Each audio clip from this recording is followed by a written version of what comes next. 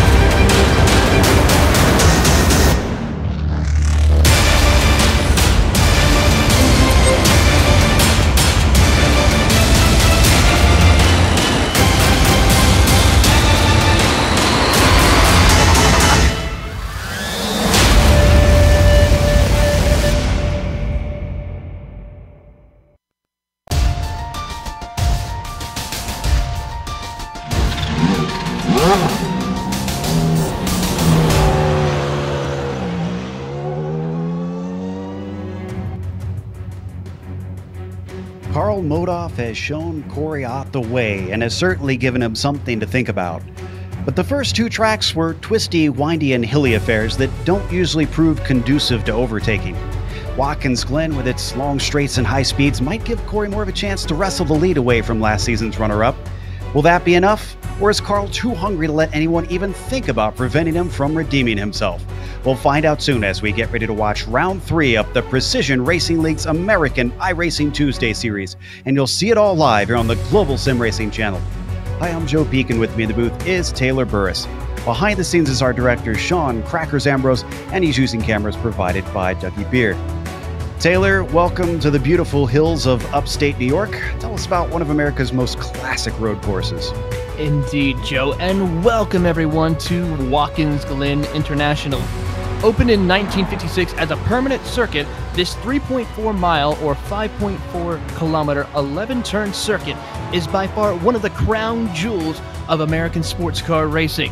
Events such as the sailing 6 hours at the Glen is one of the most prestigious events that has challenged even some of the biggest names in motor racing. Tonight, our drivers will be taking on this course and by far will have a mix of various challenges. But before we get started, let's give you, the fan, the opportunity to take on this high-speed, fast-paced excitement of Watkins Glen with a GSRC lap guide. All right, we've got Taylor Burris in the GSRC 4GT, so let's do a lap around Watkins Glen. Down into the 90, this is a great place to pass, but with the downhill braking, you've really got to be careful not to overshoot it. While you've got a lot of paved runoff, if you kill your speed on the exit, you're going to pay for it by the time you hit the backstretch. Even though the S's are pretty much a single file affair, it's still easily flat out, so the drivers behind will be catching a huge draft on you all the way up the hill. Once you hit the backstretch, they're likely going to be closing in quickly, and if they've timed it right, you could be helpless. The real danger isn't just in losing a spot, it's the fact that the next time you brake, it's for the inner loop. This chicane is notorious for wreaking havoc when cars go side by side. It's best if you sort it out by the time you're navigating through here. That then throws you directly into the carousel. This long banked bend requires quite a bit of patience so that you don't understeer your way into the Armco. Then, before you know it, you've got to switch sides to set up for the chute. When it comes to corners you don't want to overcook, this one ranks pretty high up there. There's no place to save it on the outside except for just plowing into the tires. As we come to the lowest part of the course, you'll be braking for the toe of the boot. You might see some passes here if someone catches a good run on their opponent. But as you can see, the best way through is to give yourself a nice late apex and confidently apply the power. This steep uphill climb is going to punish anyone who hesitates by sucking up all of their speed. Because of that, this run to the heel of the boot often sees pass attempts. Now, they don't always go off, but you've got to have your head on a swivel depending on who's behind you. After that, you hit what I consider the toughest corner of the track, turn 9. It's got a crested turn-in, it's off camber, and the barriers on the exit are very, very close. No matter which way you lose it, it's likely you'll be catching damage. Then, into the penultimate turn, drivers will need a big lift and a fair amount of accuracy to carry speed through it. That takes us to the final corner, where it's almost like a street course. Understeer and you'll be digging your car out of the tires. But hopefully, if you've kept it all together, you've now finished a lap around Watkins Glen.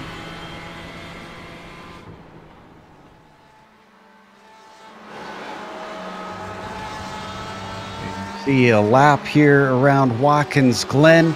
We'll see plenty of them here in the 45 minutes. But before we get to that, we want to give a big thank you to the Simulation MotorSports Association.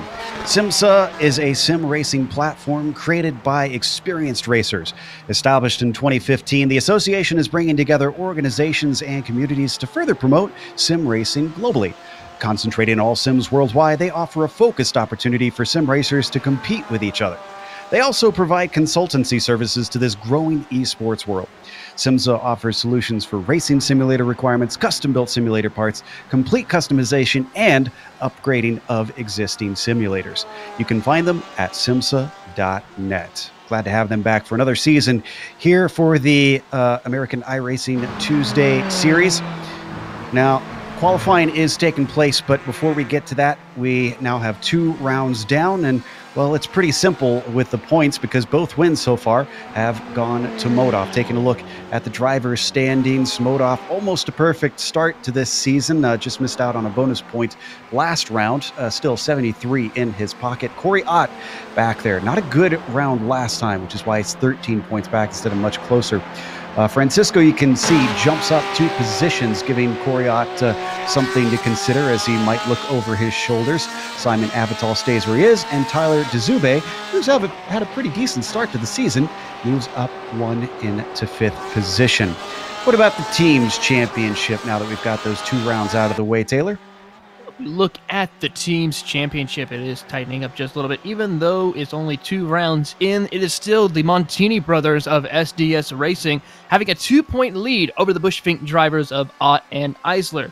The Rigmatet Ether SimSport team is only 3 points back right behind them after losing this position with Griffith and Avital. Speedworks Racing Team did a really phenomenal job last week, gaining 10 position. Tremblay and Flores really doing a great effort last week at Barber. And then, of course, rounding out our top 5 here in the points, 39 points back, is the Andes team Condor with Vargas and Valenzuela. So that top 3 up there, Joe, is looking quite tight up there. But this is probably a chance for some of our viewers who have not yet seen what it's like in this series. So why don't you tell them a little bit more about tonight's race? Absolutely. I mentioned it was 45 minutes for this race, and, well, they are going to have 1 scheduled pit stop. That might seem a little odd if you're used to these GTE cars, the Porsche 911, the Ferrari 488, and the Ford GT. In real life, they can go a lot longer, but they've limited the fuel cells here in the sim so that they can have 1 stop so that they can't get all the way to the finish on their fuel. The setups are still open on the cars, so anything that you can do to the real cars, you can do here in the simulator, and the drivers will definitely need that around a fast track like this. They do have an incident cap as well. That basically means if they do dangerous things such as go off track, hit the wall, hit other cars, spin, they rack up incident points. 24 of those means they will be disqualified, just so that they don't have too many dangerous drivers out there. Try to keep them in check without needing live stewards. They also don't have a spare car in this series. So if you break it, you bought it. That damage will hurt, as Christian Eisler found out last time. And as always, we like to know what exactly are the key points to managing to win this race. Taylor, as usual, is going to bring us what are the keys to the race here in round 3. Well, one of the biggest keys here is going to be surviving turn 1, the 90. One of the most iconic corners here at Watkins Glen. It's going to be very difficult for drivers at the start of the race to try and make sure they make it through turn 1 alive, in a sense. Making sure that they have their brakes points set up properly, as well as watching out for drivers behind them and in front of them from making mistakes. Another issue is, in the past here, we've had issue with lap traffic. We've seen even the leaders being taken out by lap traffic, so the leaders are going to have to know when to pick and choose that right time to make the pass on those lap traffic drivers. And also, for the lap traffic drivers to keep their eyes open and focused, knowing not to fight those leaders too terribly hard in the race. Also, fuel conservation is another big issue. This is a high-speed, low downforce track. So drivers are going to be using a lot more fuel compared to Barber, where there was a little bit more slower pace. So drivers are going to have to make sure they maintain the right fuel numbers in order to come into pit road to save fuel, as well as making sure they get the fuel tank filled up enough to make it to the checkered flag, Joe. Well, hopefully we won't get too many drivers coasting to the line. If you've coasted on in here, well, we thank you for watching.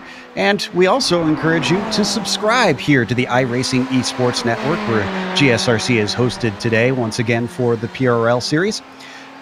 We have all kinds of action on IESN, including many retro series here from GSRC. And we also have the World Championships, both on road, oval, pavement, dirt, you name it, here presented on IESN. Please subscribe and don't miss a second.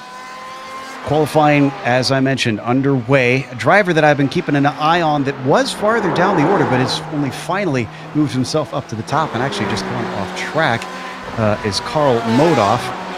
His last attempt looks like not going to go any faster, but he's had one stonking good lap. That was a 42 flat to put him up onto the pole.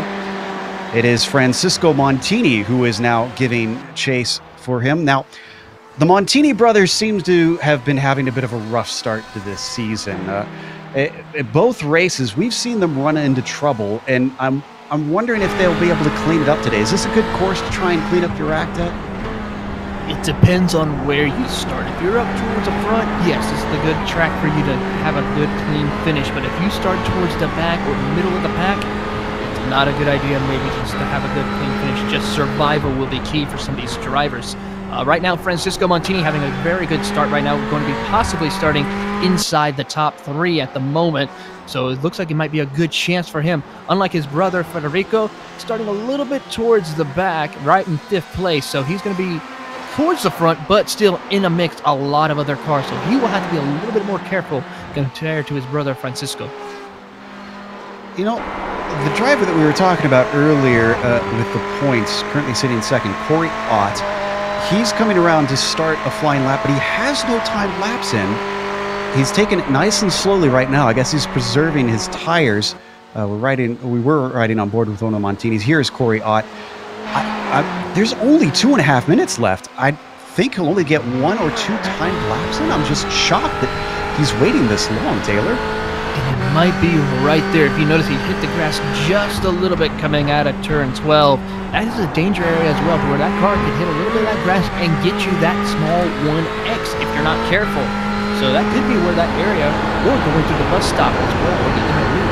That could be also another area where he could be possibly getting that 1X to prevent him from getting that timed lap. But he's got to make sure he hits his mark here in order to have a decent time up towards the front of the pack. Well, that was an out lap, so he didn't need to worry about that one counting, and it looks like it did anyways, but he's coming through the inner loop now, and I think we'll be able to get around 2 more laps in, it looks like, because he has enough time to complete this one and start another lap. But boy, he put himself under the gun on this, because one mistake, and he won't be able to come out of the pits and get another lap started.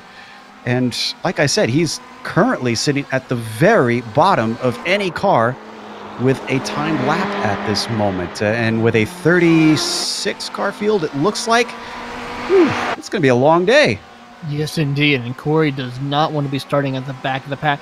Maybe around that pack it would be okay if he maybe sees what's on in front of him, but I don't know if I would want to be going into the turn 1 with a big major pileup if that may happen going into turn 1 on lap 1. So starting up towards front might be a better choice for the Australian-New Zealand club driver.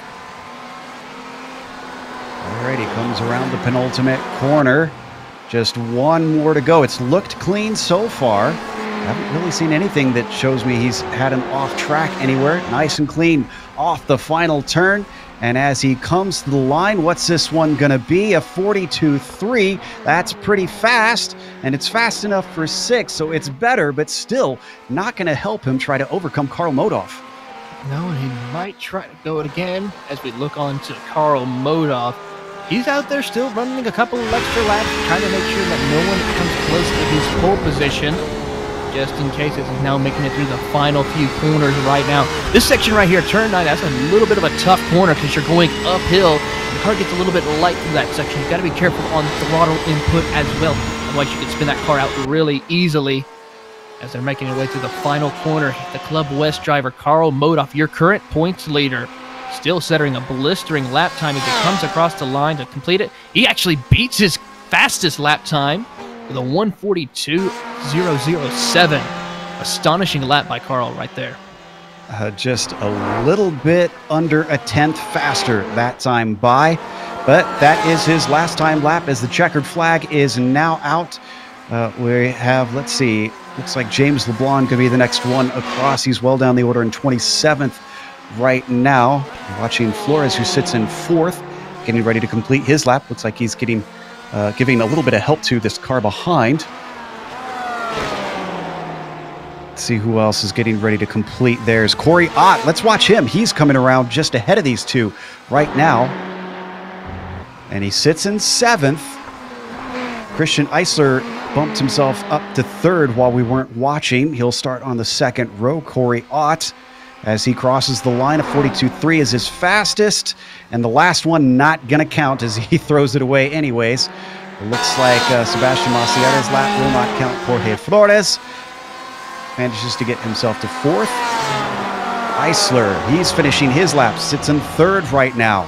He is currently a little under 2/10 back from Carl Modoff. As I said, sitting in 3rd. He comes around the final corner. 42.1 currently on the board for him right now. Across the line, a 42.2. He's not going to improve.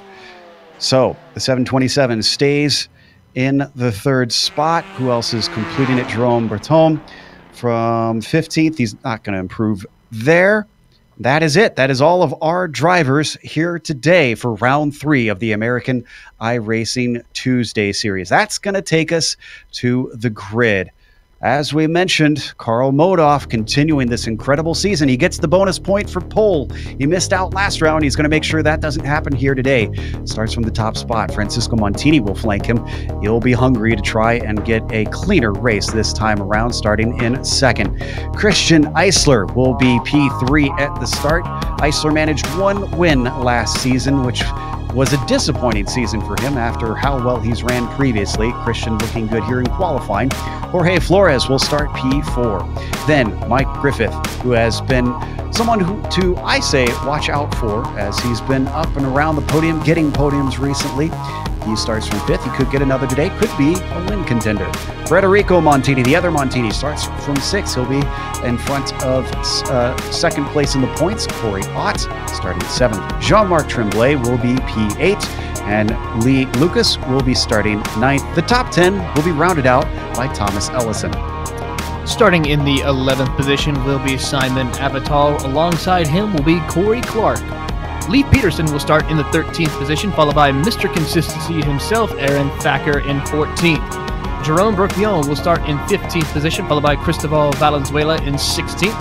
Justin Hall will start in the 17th position, alongside Michael Derby in 18th. Fernando Borda will start in 19th position, and rounding out your top 20, Sebastian Maceri will round it out. Rodrigo Munoz starting 21st, followed by Alex Crawford outside of him in 22nd. Then it's Carl Schwing in 23rd. Takeshi Kita, relatively good qualifying for him, honestly, from 24th. Carson Quint starts behind him in 25th. And it's Danny Duchesne starting P26. James LeBlanc will be 27th when the green drops. Then it's Lucio Vargas starting 28th. Joey Trungale, 29th. And Tyler DeZube, 30th. Taylor? Starting in the 31st position will be Elijah Batista, followed by Jeff Jack Jacobson in 32nd. Nicholas Schmeg will start in 33rd, followed by Hugo Galaz, Louis Morga, and Ronald McManus, rounding out your 36-car field. Pretty big field here today, but no surprise because Watkins Glen, a very popular track, not just in real life, but here on the iRacing service. Certainly tends to bring the drivers out, but I don't think by any stretch of the imagination should people think that that is due to the track being easy. It's fast. It doesn't have many corners, but Taylor, I've found this is one of the hardest tracks to master, at least with all these high-speed corners.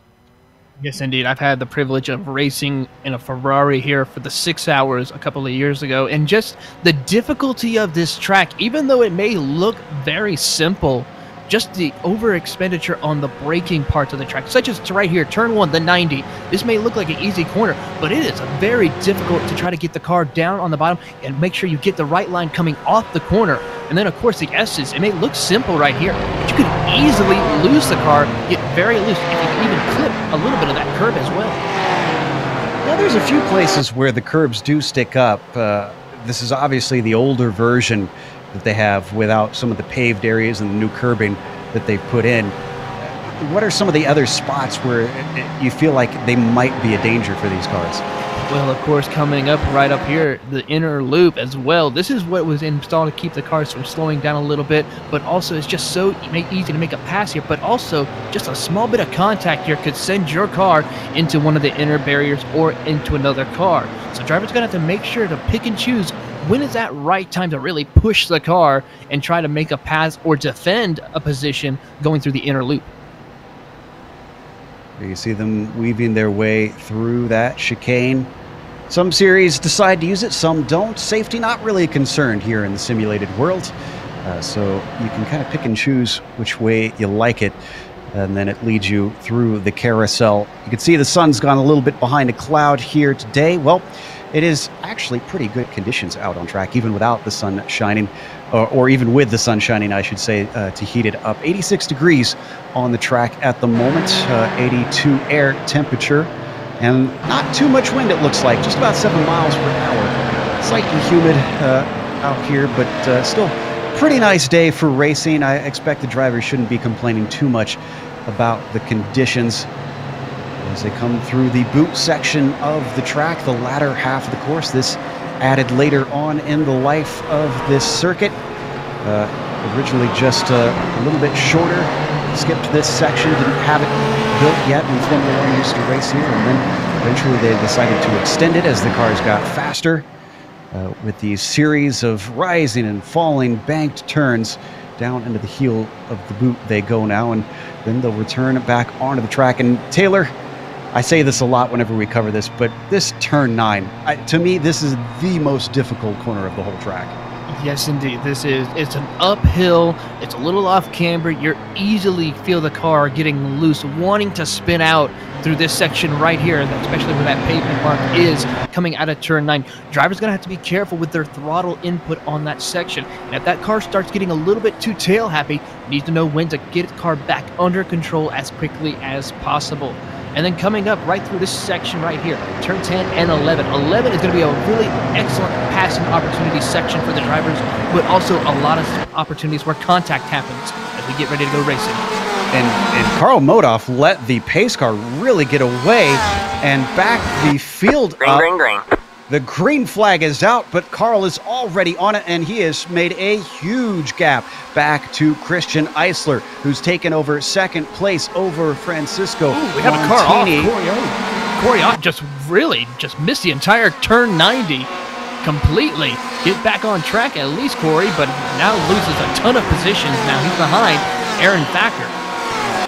Looks like it was clean for everybody else, but they're very spread out as they climb up the hill. The gap between Modoff and Eisler already 1.1 seconds. We got a battle behind them between the likes of Federico Montini and Mike Griffith. Federico's going to come out on top, take 5th place away. Mike Griffith, though, not done yet as they make their way down towards the chute. Into the boot they go. Mike Griffith trying to find a way to look to the inside. Not able to do anything at this moment as they make the run towards the toe. But it looks like Ellison's going to make a pass right now against Lucas as they're going side by side up to the toe of the boot. Give position over to Thomas Ellison as Tremblay tries to look on. A driver with a problem through there. I think a little bit of contact with the wall for Simon Avital. He's now gone all the way down to 30th place, has got the car going, but it is not a good first lap for the Canadian driver. Already getting back to the main part of the circuit, our leader coming up to turn 10. He stretched it out now to a 2.5 seconds. And it's still Eisler behind him. Montini giving close chase. They got to watch out for Jorge Flores, though. Look at him really get onto the back of Montini. Flores is an exceptionally quick driver. I've watched him at Canadian Tire Motorsports Park a couple of seasons ago. Had a real fast, really precise driving capability. He's really putting the pressure onto Francisco Montini. Tries to get the draft up the hill, but doesn't quite have the best of exits out of the 90. So right on board with Jorge. Just behind them, it's Mike Griffith who gets the run this time, and I'm wondering if we're going to see the second change of positions in 2 laps for 5th place here as they come down to the inner loop. Nope, he's just going to sit back. Griffith just going to wait, and I wonder if we'll see more drivers do that. You talked about the fuel strategy. Last season, that was really the name of the game. This season, it hasn't seemed to be so much. Could this track kind of bring it back to the ways of old? It will a little bit towards the end of the race, depending on how well these drivers conserve their car. And it's really going to be very detrimental for these drivers if they do not make sure they get the right fuel. The battle for P14, though, is heating up as Michael Derby goes a little bit off course. He's battling with Jerome Buffon right now, Leif Peterson right in front of them. A little bit of contact between him and Corey out early on through the inner loop. Jerome looking a lot more solid up and around the toe of the boot. That means he'll finally take that P14 away from the 388 of Derby. That HJ Motorsports Ferrari doesn't even attempt to try and get back ahead as they break for the heel of the boot. Very, very close racing. Look at this train of cars that we've still got in the mid-pack. This basically goes from, it's like Aaron Thacker in 12th, way back there. I'm still going back on cars, and I think it's back 23rd with Takeshi Kita. Woo. Yeah, quite a train of cars. We saw this last week at Barber. Really good job that these drivers are still sticking it close together. Sebastian Masseri, though, going to look to the inside of his teammate, Fernando Bordo, as they make the run towards the 90. Got to be careful a little bit. It looks like Bordo's going to give the position over to Sebastian. Sebastian moves into the 18th position. But that does offer Alex Crawford a good opportunity. He gets a much better run off of the 90 than Borda. Already poking his nose out as they weave through the S's. He's got the slipstream.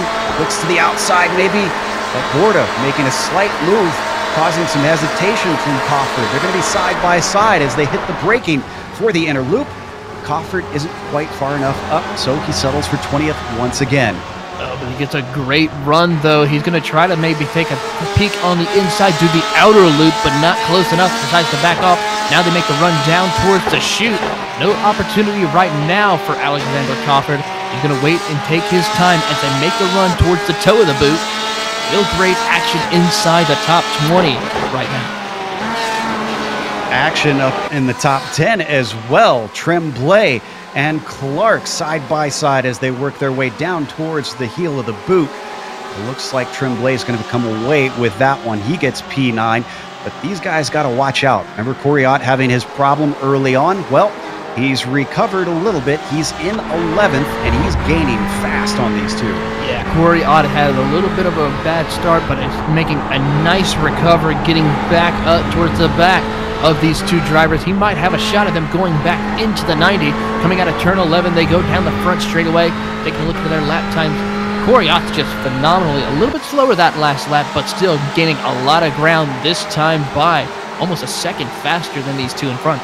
Now, before he catches them, I believe we have a replay of Corey's incident on the first lap. Let's take a look at that. See if we can suss out what exactly happened, because I only caught the tail end of it. That when you shouted that he had missed the corner, and then there I saw him go off into the paved runoff. So here we've got it now.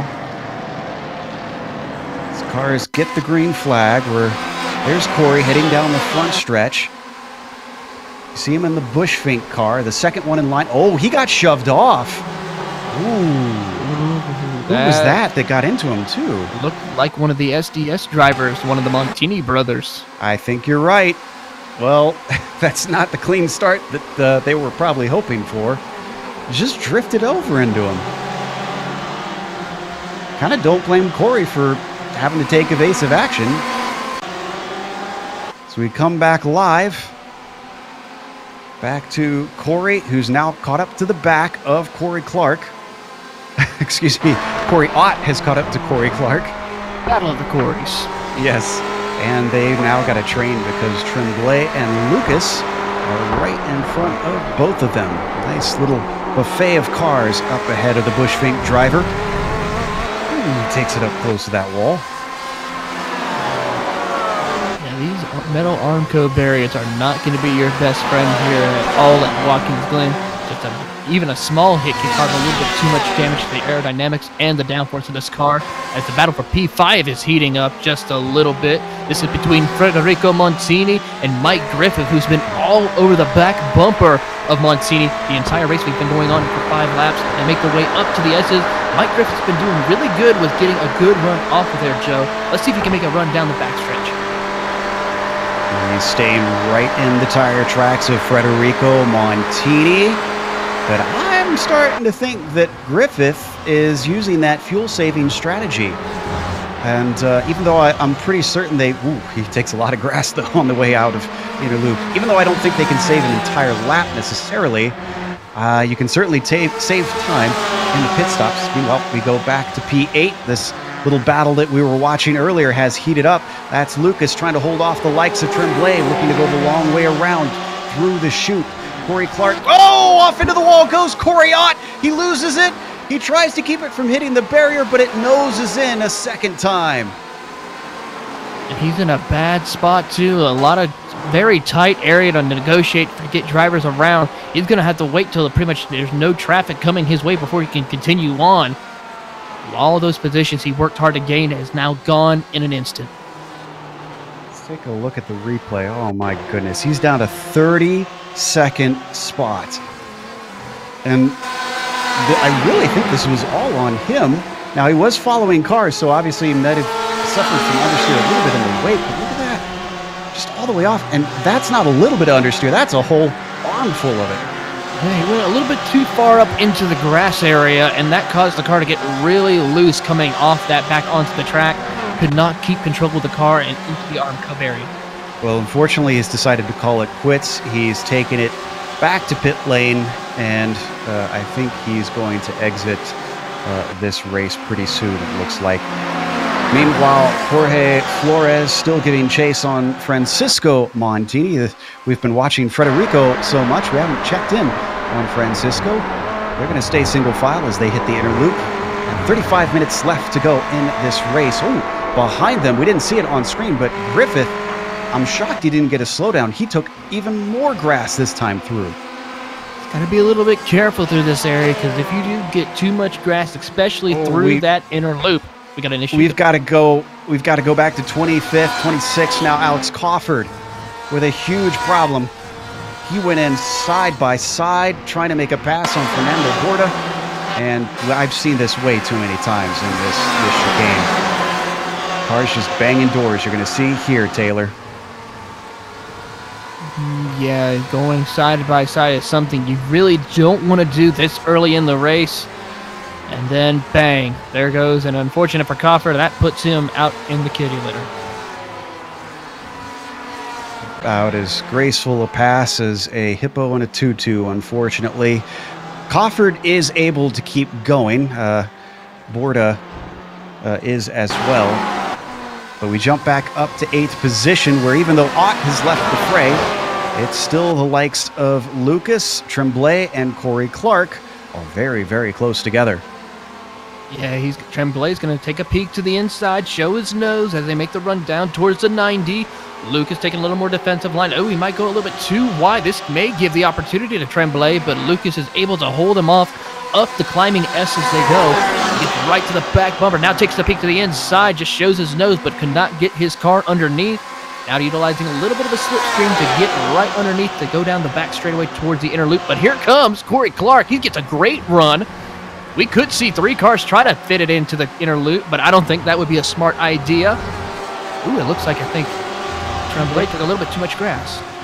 Yeah, they all thought better of it, especially Corey Clark. 2 cars punching a hole in there, obviously much better than one, so he had a head of steam, but just could not go anywhere with it. So we ride on board with Lucas, looking back at Tremblay, hounding him at practically every corner. All this messing around, though, has brought the likes of Aaron Thacker. You can see him in the background. A look around the outside from Tremblay down into the toe of the boot. Tries to gun it off the corner, but immediately Lucas covers off the inside, and he's not going to give him any chance. No, indeed. He's not. A very good defensive line into the heel of the boot, giving the position still over to Lucas, but Tremblay is not done yet. Corey Clark, though, is going to take a nose into the inside of turn 9. Got to be careful when he washes back up out of there, but Tremblay is now going to take a peek to the inside, down into turn 10. I think he's got a nose in. And he's got the inside. It looks like Tremblay's got it. Lucas is going to switch back to the inside of Corey Clark, but Corey Clark pulls the over-under. Could he get the momentum? No, he can't. It's the car behind that gets momentum. Aaron Thacker, Mr. Consistency, rushing down to turn 1, decides to back out of it. Corey Clark stays in it, goes to the inside of Lee Lucas. Could it be 2 positions in 1 lap for Lee Lucas? Lost. They climb up the climbing S's. And as they weave back and forth, they're about dead even on the throttle, but with the inside coming back to Corey, he's now got the momentum, and he gets himself up in the 9th. Yeah, oh my goodness, where did he come from? Well, he got a heck of a run coming up the S's. I mean, these 3 cars are kind of building up a little bit of a wake to prevent Leif Peterson, but this brings in more cars. Here comes Michael Derby and his Ferrari, Justin Hall in the Ford GT. I tell you what, just one little bit of where drivers are battling side by side. This brings in a whole mess of cars as Derby goes to the outside of Peterson as they make their way into the chute, into the booth. He gets off track and somehow Derby holds onto it and holds off Peterson, so they finally get single file once again. Tremblay is really the one that came out the best out of all of these. So as they climb back up towards the toe of the boot, have we finally calmed down a little bit here? Because we didn't even get to show that Thomas Ellison had an off ahead of them during all of this coming into the chute, but managed to keep the car going. Didn't want to interrupt because we had such great action happening here in the mid-pack. You can see Ellison didn't even lose a position. He's still sitting kind of in no man's land in 7th right now. Sometimes that might be the best feeling right there, when you have no competition around you to push the car, just you and the track, something that a lot of drivers like to have, where they just focus on the track. The track is the biggest competition here, not the competitors. I'm just still wide though. Go ahead. A little bit. I'm just shocked about this train of cars back over, as with the battle for P3 is heating up a little bit. Yep, that's Flores, who got a great run on Montini, but decided not to go for it. Still yet more lifting when cars could have easily pushed the issue. I think we're going to have some winners and losers after the pit stops for sure. Now that allowed Federico Montini to gain on the back of them. But while that's happening, in 10th, Lee Lucas still trying to hold off the likes of Thacker and Derby, both. It looks like he actually just got past Thacker. We've got the replay here, down into the inner loop.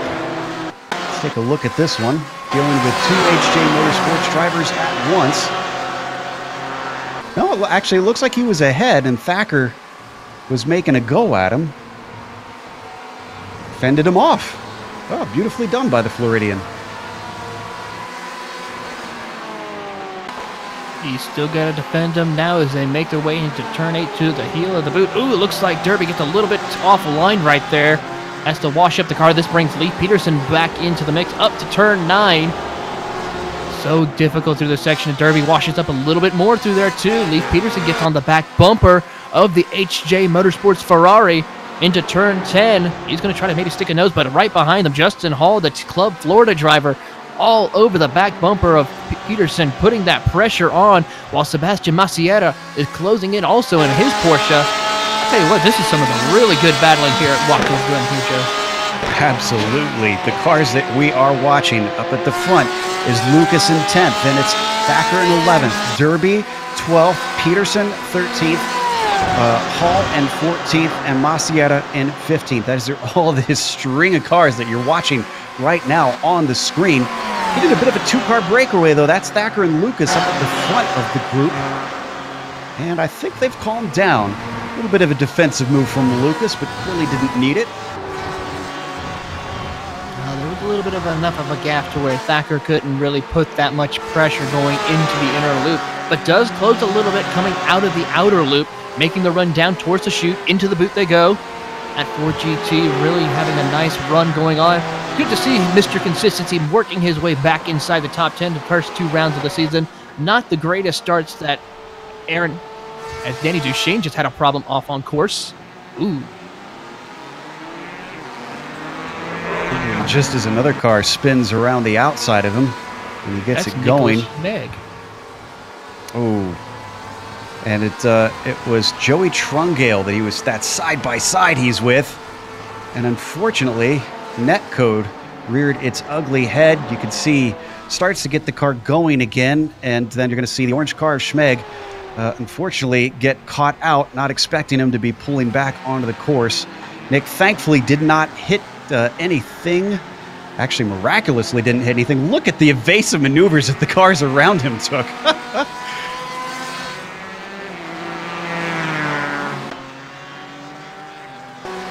So as we go back up front, we do have a leader in this race. Carl Modaf is still out there. It's 3 seconds. It's not a monstrous gap. It's Christian Eisler, once again, not able to chase him. Christian found himself lacking pace in a similar position back at Imola in the first round, except that time he had aught between himself and Modaf. This time it's just a bunch of clear track. Yeah, but this is something Eisler needs, especially after that terrible round at Barber where he had that incident. He needs to make sure he recovered, and this is a good point right now. As long as he can stay inside this top 2, this will be a good points night for the Iceman. And I do believe they have drop weeks in this series as well, so that will help Christian in the end once we start counting those in the points. Relatively short season here, but the Bushfink driver representing well once again. It's good to see him back up at the top. He spent some time more in the mid-pack. Let's jump back to 12th, though, because Michael Derby and Leif Peterson are not done with each other. And though Peterson got a run coming out of the toe of the boot, he couldn't do anything with it. Now maybe he'll have another chance because Derby goes way wide coming out of the heel of the boot. It'll give him the inside coming up to turn 9. He fends it off well. Could this offer an over-under for Leif Peterson, though? No, it does not. Car got a little bit too loose in turn 9. He's going to try again, maybe throw the run to turn 11. Gets delayed on the brakes a little bit, tries to hold his line, closes up, washes up a little bit right up to that barrier. Good run off of turn 11, now making the run down the front straightaway they go. Not a whole lot of slipstream right here at Watkins Glen. Even though these long straights help a little bit to close the gap, it's really going to be momentum, especially through the S's. Third place, seeing some side-by-side action. Jorge Flores on the outside of Francisco Montini. By the time they get to the chicane, Jorge decides to slip back into the racing line. Now, we are 20 minutes into this race. We are solidly within the pit window. And I saw Duchesne come in and out, but I don't think we've had any scheduled stops from anybody yet. No, not yet. We'll probably see them maybe in the next 5 to 10 minutes before we start seeing some of those drivers making that pit stop. Carl Modaf, Christian Eisler, I really don't know when they're going to come in, as that battle towards the back of the pack right now is really heating up. Yep, this is Derby and Thacker that we're watching in those HJ Motorsports machine. The Ford ahead is Thacker. The Ferrari behind is Derby. Couldn't quite get the pass done. He's got to watch out. Look at Leif Peterson still sizing him up, seeing if maybe he could use a foul move from Michael Derby to get the chance to slip by. It's not going to be this corner. Ooh, lock up though from Derby. Oh, and he's wide once again. Derby's having a little bit of trouble through that section, as looks like Sebastian Maciera closes really hard up onto the back bumper of Justin Hall right behind them. That's a battle for P14. Justin Hall, the Florida native, trying his best to keep Sebastian right behind him in the Porsche. Through turn 10 and up to turn 11 they go. Ooh, Sebastian gets really close to the inside out of turn 11, right onto the back bumper of Justin Hall, but decided to think twice of it, almost made contact with it, and that would not have been a good instance for that. As to make the run to the 90, I think Sebastian lets off just a little bit. Doesn't want to cause a major issue right now. Almost looked like he hurt his own run as close as he was to the back of Justin Hall through that final corner. Hall come up the S's one more time. The draft getting more and more powerful as they pick up speed. Derby started to lose track of Thacker, though, with him having to fend off Peterson. But, you know, I think I know which corner Derby's going to be practicing after this race is over, Taylor. Yes, indeed. I think he's missed that corner a couple of times here tonight, Joe, and as they now go out of the outer loop right now. He goes a little bit wide there. This brings Leif Peterson right back to the back bumper. Into the chute they go. And then Justin Hall gets a good run out of the chute. Now towards the heel of the boot. Whoever is the setup maker for HJ Motorsports has got to tune out some of that understeer in Derby's car. Meanwhile, behind them, that's Justin Hall and Sebastian Maciera going side by side. Sebastian to the inside, pokes his nose, but he loses speed as they climb up the hill. He's better on the brakes, though. He gets the apex coming around the heel of the boot. The track switches back to turn 9, and as he drops off the back of Justin Hall, he might have to come back and try again later. Nope, he's going to come back and try again right now. He gets the inside coming into the penultimate corner. He's not quite brave enough on the brakes. He's given space at the apex by Justin Hall, but that won't be enough for now. Justin Hall too shallow into the corner and almost gets run into as a bunch of them come in. Justin Hall actually clatters the wall as he tries to pit. Yeah, and right in front of them, Aaron Thacker also got by Lee Lucas as well. So as we look at the replay of Hall, that was just not what you want to have happen. Notice he got a little bit loose, but noticing his feet. Watch it one more time here. We can get an onboard. See what it looks like from his view. He locks him up, trying to avoid it, the other car. Wow, that was a hard thunk. They're already done with their pit stops, and Hall didn't seem to lose time, so he must not have taken repairs. No, I think he decided to save his car and save it for a later time. He's not planning on coming back in, but he did maybe. Oops, got Hugo Galaz closing in on the back of him, though, so he's got a little bit of work to do to keep him off. As we see Michael Derby closing back up on Leif Peterson. They're going to go side by side down the back straightaway towards the inner loop. Who's going to be brave going into the inner loop? I think it's going to be Leif Peterson.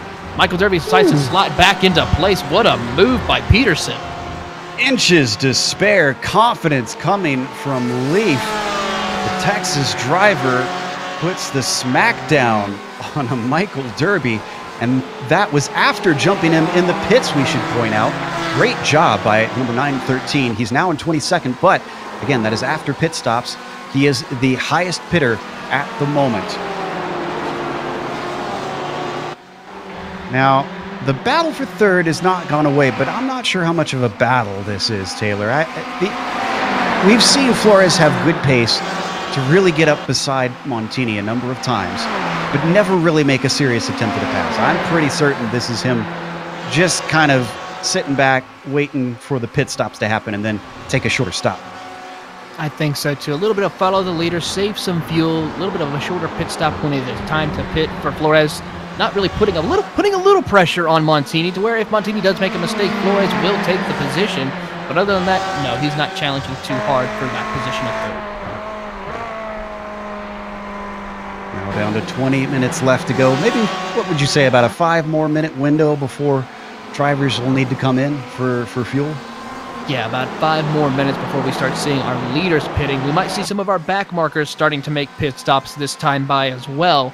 So we'll keep an eye, though, on see what our front runners decide to do. They're now approaching the exit of the boot, heading up towards turn 9. Carl Modoff still having a spectacular job right now, still holding off the Iceman, Christian Eisler, as they make the run down towards turn 10 and 11. I mean, I'm just impressed. I mean, it seems like each season we have that one driver who comes in and just does a excellent performance. And it looks like Modoff will stay out for another lap. Indeed, but we should point out, look at the gap. You can see up at there at the top of the screen. Only 3.5 seconds between himself and Eisler. I said it earlier on, that's not really a big gap. So I think the 727 is keeping him honest. Now, that could be that Carl Modoff is just pacing himself. We don't know. We'll find out afterwards. We have had one of our top drivers pit. Jean-Marc Tremblay comes in. Jean-Marc Tremblay doing a really good job running inside the top 10 for the duration of the race. This car, the Speedworks 927 Porsche, really great job coming into pit box now. Ooh, almost overshoots it, I think.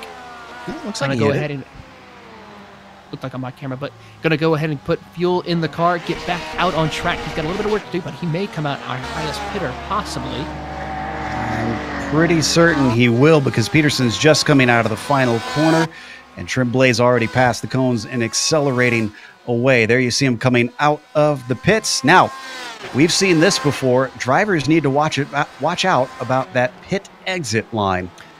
Oh, Griffith in a battle, though. This is Montini to the inside in the white machine, battling him for it. He covers him off, even though Griffith gets the more momentum out of the toe of the boot. Almost squeezes him over. Griffith, much stronger on the brakes on the rubbered-in racing line, and doing a great job around the outside of the heel of the boot. Gives him the inside to turn 9. What a beautiful job by Mike Griffith to hold on to P5 here. That's what we call a power move right now. That was a very powerful move that Mike Griffith was able to hold off Montini, get that position, and still pull away now. As they're coming down the front straightaway, Montini now might need to consider when it's going to be that time to come down pit road to see if he can maybe leapfrog Mike Griffith. Well, if anything, Griffith was behind him for quite a while. As Ellison now comes in, another one of our top 10 runners. I think he was very close to Tremblay, so this is probably in response to him. So I feel like Griffith maybe decided he saved enough fuel, and now he is coming in, or now he is deciding to make the pass and just streaking off into the distance. Thacker also in, you can see on your screen. We're wondering about Tremblay. Tremblay is coming out of the final corner right now. He was racing with Ellison. Ellison still stationary in his stall. Ellison rolling, and Tremblay's got him. He's got him and then some. Oh, yeah. Tremblay's going to definitely have the position over Thomas Ellison as they make the run up towards the S's. I mean, really good job by Tremblay to decide when to come in to try to leapfrog the competition, which is Ellison he's been currently battling. We also see about Aaron Thacker. He's coming back out on track, going to climb the S's as well. He's got to worry about his teammate Alexander Crawford, who's been racing throughout the race right now as they're coming down through the inner loop. Really good job by Aaron Thacker. Really good job with his run. He needed this run that he's been having here tonight. Let's see if he's able to maintain and get back inside the top 10. I'll tell you what, that wasn't a leapfrog maneuver by Tremblay. That was a long jump frog. He was a couple tenths behind Ellison as Modoff, our leader, finally pits. He was a couple tenths behind him and is now ahead by almost 3 seconds. I mean, that is an incredible in and out lap on his part. You can see Mike Griffith also coming in from 5th place, which I kind of expected with him making that pass that we saw on Montini, although Montini's back in front of him now. Or is that a different Montini, actually? That is the Francisco. That is... yes, different. Confused myself. Modoff hits his stall nicely and is already out. Club West driver should retake the lead once all the pits cycle through. Eisler does not pit. Flores, Federico Montini, and Lucas did not come in. So Eisler should lead a lap for now, unless he pits this time. Actually, I believe... Nope, it's not. Christian Eisler still is holding on to the lead right now. I thought it was like one of the Speedworks drivers got by him of Flores, but apparently not. It's just one of the Jeff Jackson in front of him. Jacobson, yeah, he is a lapped car. So actually about to go a lap down to Christian Eisler. Jacobson also, it's not that he's that slow. He's taken his pit stop already, which is why he's looking like he might be a lap down. That'll get a much wider gap once Christian Eisler comes in. He's going to dutifully let him on through anyways. That's good sportsmanship there from Jacobson. Yes, indeed. Jacobson probably knows that Eisler will have to pit. He'll get back by him here pretty soon. Let's see if Eisler will respond to Modoff and come in this time. I think he is. Yes, indeed. He's going to come down pit road, hit the pit limiter. Beautiful pit entry, and let's see. Keep an eye on Modoff. Flores follows in. A little bit late on the brakes. Same thing with Montini. And so let's now find Modoff. He is now coming into turns 10 and 11 right now. I think he's going to easily retake the lead. Yeah, it was nearly 4 seconds when they pitted, so Carl Modoff probably has this easily over Christian Eisler. Now, we saw a big jump between cars earlier, though, with Tremblay, so you never know. And there he goes by. Eisler still stationary. Now he gets going. I'm pretty sure that gap has extended. Indeed, we're looking at over 6 seconds between them. Francisco Montini might be able to close onto the back bumper of Jorge Flores. The 929 Ferrari, though, has got a little bit of work, though. He might be able to hold off Montini as he climbs to the exit. He's got a several car length gap. Same thing with Mike Griffith. He's going to try to get back to the back bumper of Federico Montini. He's closing in, gets a great run out of the S's as they make the run down towards the inner loop. Not close enough to make any passes, but I think the time for saving fuel is over. I think it's time to put the pressure on the Montini. That's all of our drivers having taken their scheduled stop now. So let's quickly run you down where we sit with the top 10. Karl Modhoff, still your leader. Overestimated a little bit. It is about 5 seconds between himself and second place, Christian Eisler. Eisler qualified third, but a little bit of help from other drivers making mistakes and some clean driving has moved the 727 up to that second place. Jorge Flores sits in P3, but not too safe. That's Francisco Montini in the 06 that is running less than a second behind him. I wonder if this last podium spot will change before all is said and done. Fifth currently held by Federico Montini. The two Montinis next to each other, and I will say, despite a little bit of rough racing on the opening lap, it has been relatively clean for them. What's the next five look like there, Taylor? Right behind Federico Montini is going to be Mike Griffith in that 117 Porsche. Been battling with Federico the entire duration of the race, doing a great job. Right behind them is Jean-Marc Tremblay in the 927 Porsche, running inside that 7th position, keeping it nice and smooth, battling with Ellison for the duration of the race, but right now has a new competitor behind him in 8th position, Corey Clark in that number 24. Down they go as they towards the front straightaway. Great job for Corey, starting back in 12th and now worked 4 positions up. As we go down to the 9th position, it is Thomas Ellison in that HJ Motorsports Ferrari, doing a really good job. Had a little bit of issues for the New York driver, but was able to recover, still inside the top 10. And rounding out your top 10 is Mr. Consistency. He's back up into the top 10. Aaron Thacker, the 816 Ford GT, the Texas driver, gained 4 spots, about 26 seconds back from the leader. He's still going to be able to hold on inside the top 10s by the looks of it. One of our biggest climbers, though, up in the mid-pack is Sebastian Macieta. 7 positions up for the 272. Currently sits in 13th. He qualified in 20th. Right now, though, he's in the thick of a battle with Leif Peterson. Sebastian's been very good here today, having a little bit of aggressive moments sometimes with some of the drivers such as Justin Hall, but still able to make that nice move, working on Leif Peterson right now, and just in front of them as well, Lee Lucas is trying to break into the top 10 as he's putting a lot of pressure on Aaron Thacker in that Ford, coming down the little straight before they get to the heel of the boot. I think Thacker, though, was able to pull away a little bit. Yeah, he's got a little bit of a gap. Breaking for that right-hander, and Aaron Thacker staying smooth as you like. Lucas has lost out just a little bit. He started this race in 9th, sitting in 11th. I'm sure he would like to improve on that position. It is so hard. The competition's so fierce here when you get to the top of the Precision Racing League. As they complete yet another lap, we are now less than 10 minutes to go. It is officially, I'd say, in the dying stages of this race as well as the dying stages of the day. You can see the sun starting to set here. It is almost 7 o'clock virtual standard time here at Watkins Glen. So I wonder if we're going to see the temperatures on the track start to go down. They've stayed relatively consistent. They're about 85 degrees for now. Yeah, I don't see anything major as far as temperatures. As the battle for P14's heating up a little bit, going down towards it, coming out of the S's. This is Michael Derby and Justin Hall, 2 teammates.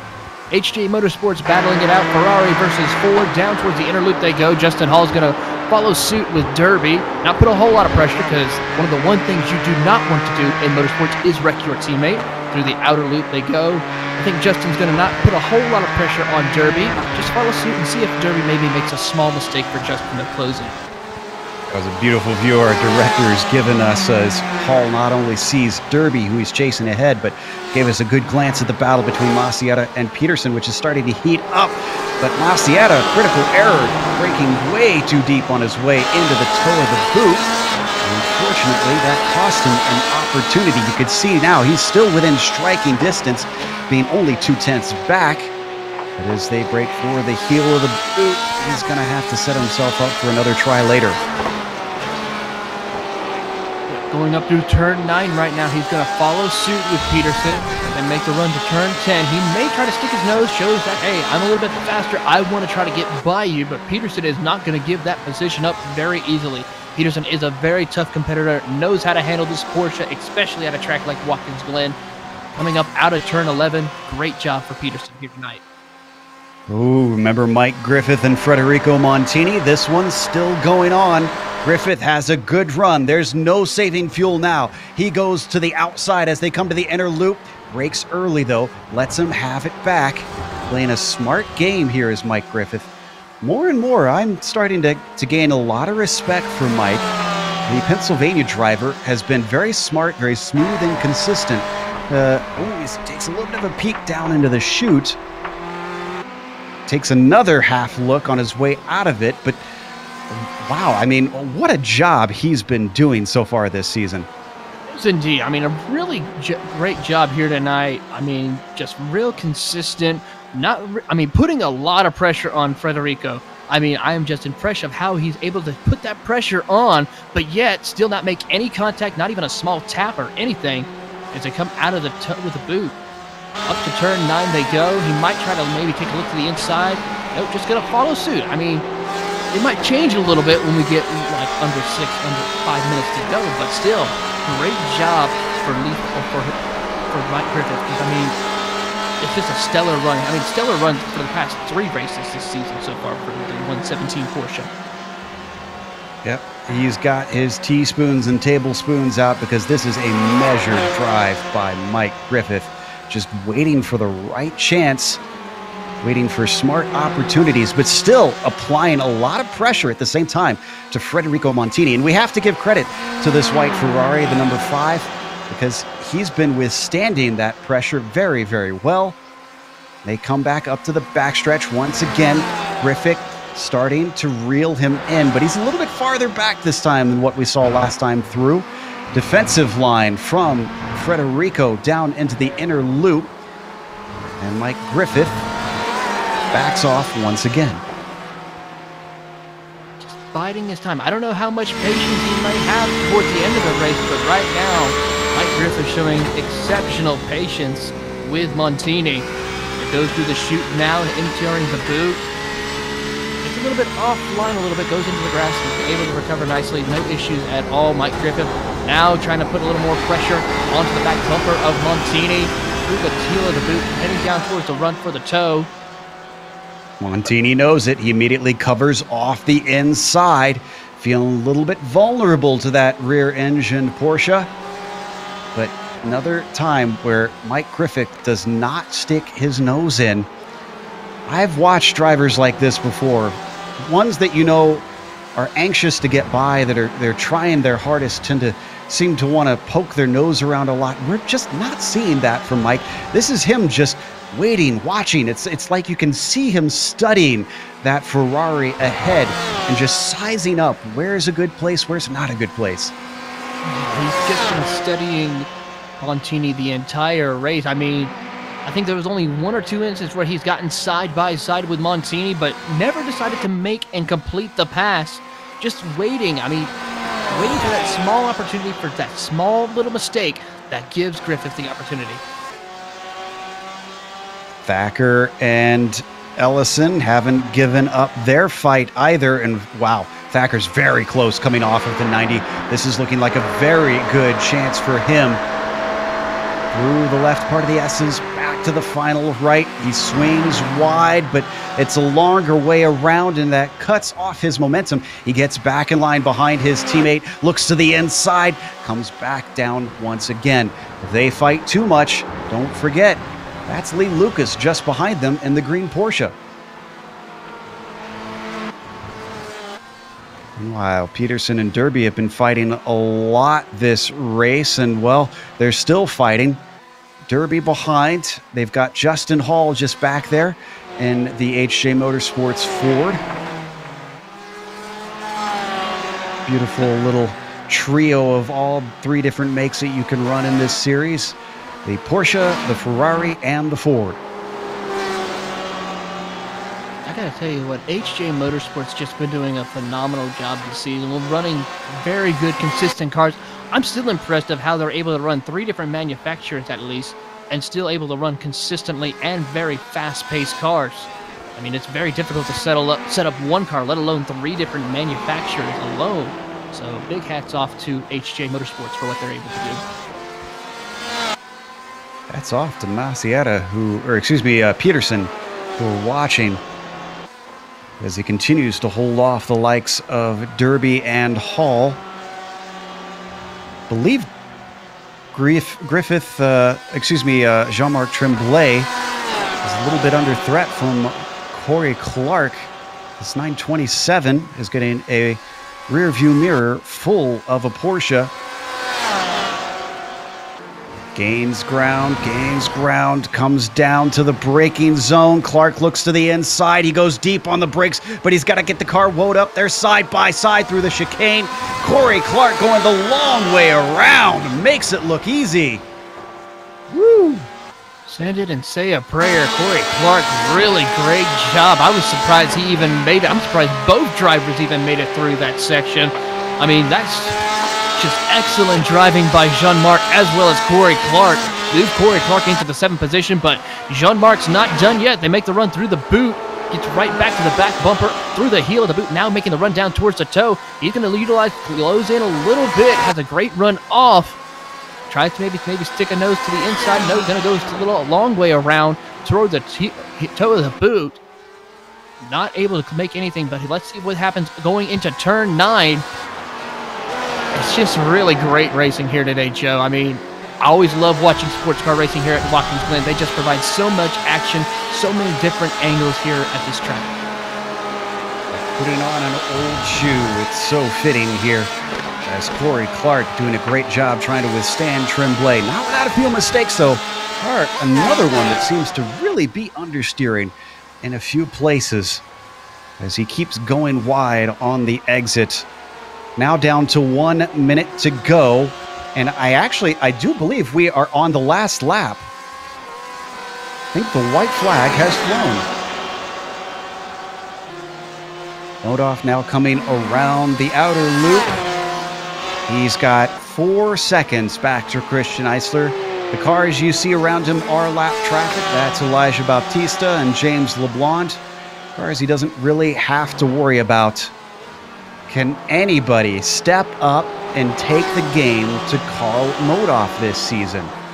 We saw Corey Ott try to, but Corey had trouble in the last round. And then, of course, he had trouble in this round. He couldn't quite keep the pace at the first one. So it looks like maybe he's got some work to do. Christian Eisler was off the pace at the first round. He ran into trouble at the second round. This time, I wouldn't really say off the pace, but certainly has a few more tenths to try and get in terms of race pace if he wants to challenge this number 48 Porsche. Because out of the final corner, from lights to flag, Carl Modoff is going to win here at Watkins Glen in round 3. Eisler with a second place, a solid second place, and Flores rounds out the podium. P5 is up for grabs, though it's very close. Montini being chased by Griffith, but they're going to run out of track, and Griffith is going to have to settle for 6th. Corey Clark just ahead of Tremblay. Tremblay not nearly close enough to threaten this one. P9's heating up a little bit, but it looks like it's going to be Thomas Ellison going to hold off his teammate Aaron Thacker. Aaron Thacker, welcome back to the top 10, buddy. You had a great run here tonight. Lee Lucas, though, will come 11th. Great job for that Porsche. Justin Hall is trying to hold off Simon Avital, and he's going to do it. Taking 18th, Avital 19th, Schwing 20th. Car on the last lap, last car on the lead lap is Jeff Jacobson. And there's really no battles from him on forward to the cars that are finishing now. So we're going to take a quick break here on the Global SimRacing Channel. We'll come back with the unofficial results as well as driver interviews. If you stick around, on screen, you're going to see all the upcoming races here on the GSRC.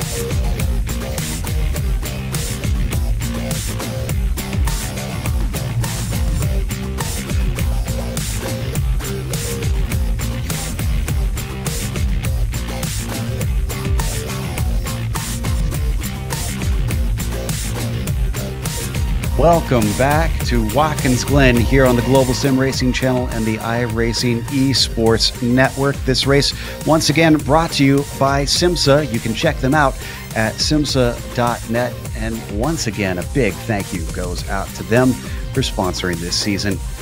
But Karl Modoff thanking his hard work and some lucky stars because he takes 3 for 3 this season. Another win. This time he gets the bonus point for pole. Christian Eisler following him home. Having started third, he goes one better, finishing second. Jorge Flores is going to take third. Francisco Montini may have had the pace in qualifying. He was on the front row, but he slipped all the way to fourth. He was in good company, though. Federico Montini finished behind him in fifth place. Mike Griffith swapped positions with Federico. Griffith took sixth. Corey Clark going from 12th to 7th. That's a pretty good run, I'd say, from the number 24 car. And Jean-Marc Tremblay taking 8th. Thomas Ellison finishes 9th. Top 10 going to be rounded out by Aaron Thacker. Finishing in the 11th position will be Lee Lucas, followed by Sebastian Maciera. Leif Peterson will come home in the 13th position, followed by Michael Derby in 14th. Fernando Borda will come home in 15th, followed by Jerome Brocmion in 16th. Cristobal Valenzuela will come home in 17th, followed by Justin Hall in 18th. Simon Avatal, the Canadian, will come home in 19th, and Carl Schwing will round out your top 20. In 21st, Rodrigo Munoz is going to be followed by Lucio Vargas in 22nd. Then Karsten Quint finishes P23. Takeshi Kita, well, we are used to him climbing up. He didn't. He started 24th. He finished 24th, unfortunately. Alex Crawford finishes 25th. Joey Trungale comes home in 26th spot with Hugo Galaz in 27th. Then it's Jeff Jacobson, the last car in the lead lap, in 28th. Elijah Bautista finishes 29th, and James LeBlond rounds out the top 30. Taylor? 31st will go to Danny Duchesne, and the rest of the field, Nicholas Schmeg, Corey Ott, Tyler DeZube, Louis Morga, and Ronald McNabbis will not finish the race. They DNF'd. And with that, we have a couple drivers to talk to, one of which was our winner here today, the number 48. He's won every round. Karl, I have to ask, are you the type of driver that finds a fire lit under him when he has a loss? Because ever since that runner-up last season, you have just been practically perfect out here. Hey, thanks, Joe. Yeah, it's definitely gave me extra motivation to come back stronger and, be a little more dedicated this season. And I got a new computer, which makes a huge difference. So, yeah, it's really enjoyable so far. Now, we saw Christian Eisler holding a decent gap behind you. You weren't really pulling away from him in dominant fashion. Was that you just keeping your pace, or was he pushing you the whole way? He was definitely pushing me the whole way. I was flat out pretty much every lap. Yeah, after the pits, he kind of started running me down for a few laps as the balance of the car changed, and then I tweaked a couple of things and was able to kind of hold it at 5 seconds. But yeah, I definitely wasn't cruising. Well, that makes it all the more impressive because we know that Christian Eisler, obviously no slouch. Now, next race, we're going to probably the bumpiest track we'll have visited yet when we go down to Sebring. So are you looking forward to that? Are you nervous about that? It seems to bring different emotions for different drivers. Yeah, I'm kind of brings mixed emotions for me. I like the track; it's fun to drive. Last year, I spun out though and lost the championship there. Not that I was not that I was leading the championship or anything, but I kind of blew it there. So yeah, I'm excited, but then it's like I don't want to make the same mistakes again. So definitely looking forward to some redemption. All right, well, we'll keep an eye on that. And again, congratulations on your third win of the season. Thanks, guys. Take it easy. That was Karl Modoff, our winner out here today. Taylor, though, is caught up with a guy that did, as we found out, push him the whole way. Christian Eisler is talking to Taylor.